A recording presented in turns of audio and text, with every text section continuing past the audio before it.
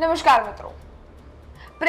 પ્રેમ લગ્ન, પ્રેમ સંબંધ, લગ્ન પછીના પ્રેમ, બધી જ વસ્તુઓ એટલી જોવા જઈએ ને તો કન્ફ્યુઝિંગ આપણને લાગે, કારણ કે એ પ્રેમ પછીના જેટલા પણ વિવાદો સર્જાય, એ પ્રેમ પછીના જેટલા પણ પરિણામ આવે એ ખૂબ ચોંકાવનારા હોય. સુરેન્દ્રનગરની એક ઘટના, જેમાં એક દંપતીના લગ્ન તો થઈ ગયા હતા, લગ્ન થયા હતા, બંને રાજખુશીથી લગ્ન કર્યા હતા, પરંતુ એ લગ્ન કર્યા બાદ એમાંથી એમની પત્ની છે, એમનો બીજા કોઈ સાથે પ્રેમ સંબંધ છે એવું જાણવા મળ્યું. અને 4 વર્ષ પહેલાની જૂની અદાવતે એટલું ભયાનક રૂખ મોડી લીધું, એટલું ભયાનક રસ્તા પર ચાલી ગઈ કે એક જણાનો જીવ જતો રહ્યો. શું સમગ્ર મામલો છે? પ્રેમ સંબંધ આટલા કન્ફ્યુઝિંગ અને આટલા કોન્ફ્લિક્ટ વાળા શું કામ બનતા જઈ રહ્યા છે? વિગતે વાત આજની ક્રાઇમ સ્ટોરીમાં. એ પહેલા આપ ગુજરાત તકનો ક્રાઇમનો કાર્યક્રમ જોઈ રહ્યા છો. આપની સાથે હું જ્યોતિકા.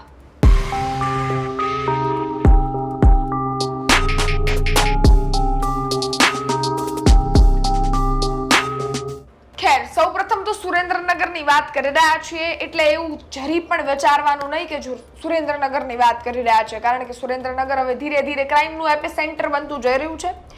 સુરેન્દ્રનગરમાં સવારે ઉઠી અને એવી ઘટના સાંભળવા ન મળે કે કોકની લૂંટ થઈ ગઈ, કોકનું મર્ડર થઈ ગયું, કોકનો રેપ થઈ ગયો, તો સુરેન્દ્રનગર માટે પણ નવાઈની વાત લાગે.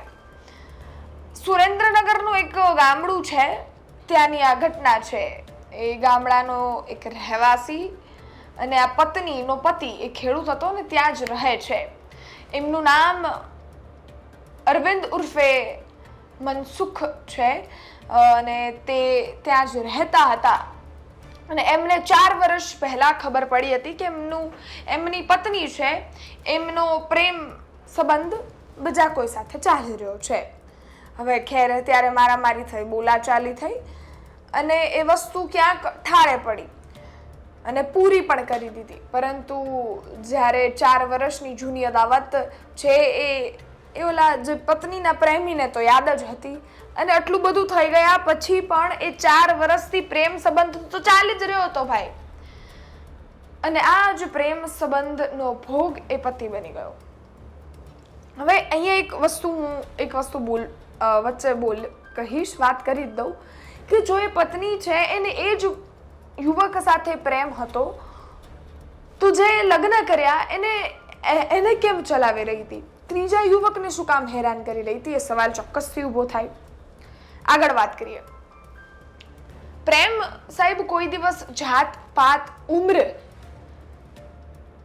કલર કાંઈ જ નથી જોતું. પ્રેમ હંમેશા આંધળો હોય છે એવું સાંભળ્યું છે, જોયું પણ છે. અનેક એવા કિસ્સાઓ પણ સાંભળ્યા છે જેમાં વસ્તુઓ સાબિત થાય છે. પરંતુ એ પ્રેમ લગ્ન પછી થાય અને એમાં તમે તમારા જીવનસાથી છે એને અંધારામાં રાખો, બીજા કોઈ સાથે સંબંધ બાંધો અને ત્યારબાદ એ તમારું જે જીવનસાથી છે એનું જીવ જાય. આ ઘટના આવી જ છે. એ પ્રેમીએ 4 વર્ષ પહેલાનું મગજમાં રાખ્યું, એનો રંજ રાખ્યો, અને આ યુવક છે એ ખેતરમાંથી કામ કરી પાછો વળતો હતો એટલે એના મોઢાની સામે ટોર્ચ કરી અને એને ઊભો રાખ્યો 2 યુવકે, અને એની ઉપર છરીને કુહાડીના ઘાતક ઘા માર્યા અને એનું જીવ લઈ લીધો. પોલીસ કમ્પ્લેન થાય છે, કામગીરી ચાલુ થાય છે, ફરિયાદ દાખલ થાય છે, ફરિયાદ તો દાખલ થાય છે, કામગીરી ચાલી છે. સમગ્ર બાબતે પોલીસ અધિકારીનું નિવેદન સામે આવ્યું છે. શું કહી રહ્યા છે તે સાંભળીએ.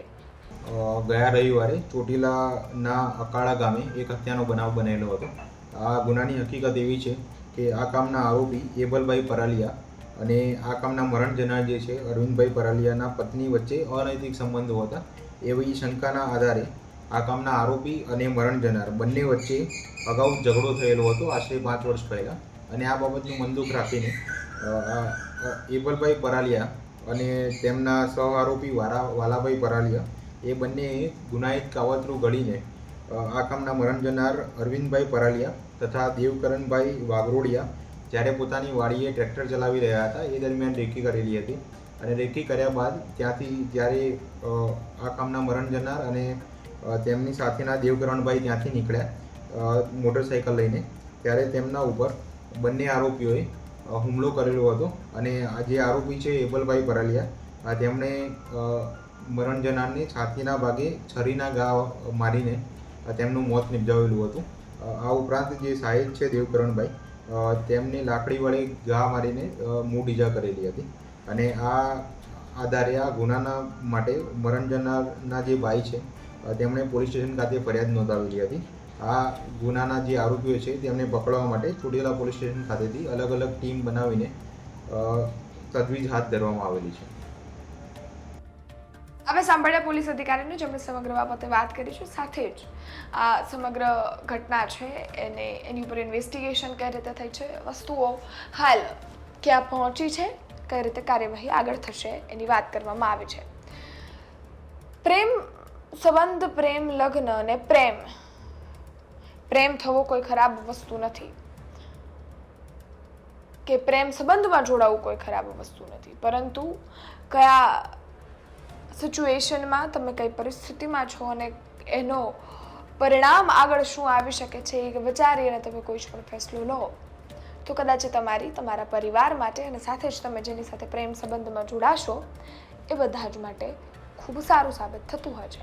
સુરેન્દ્રનગરની આ ઘટનાને લઈ આપનું શું માનવું છે, કોમેન્ટ ચોક્કસથી કરજો. સાથે જ આ જોવા જઈએ તો એક્સ્ટ્રા મેરિટલ અફેર્સ છે, એક્સ્ટ્રા મેરિટલ અફેરને લઈને આપના શું અભિપ્રાય છે એ પણ કોમેન્ટમાં ચોક્કસથી જણાવજો. ફરી મળીશું નવી ક્રાઇમ સ્ટોરી સાથે આવતીકાલે 9 વાગે ક્રાઇમના શોના ટાઈમિંગ પર. ત્યાં સુધી રજા આપો, સજાગ રહો, સુરક્ષિત રહો. ધન્યવાદ.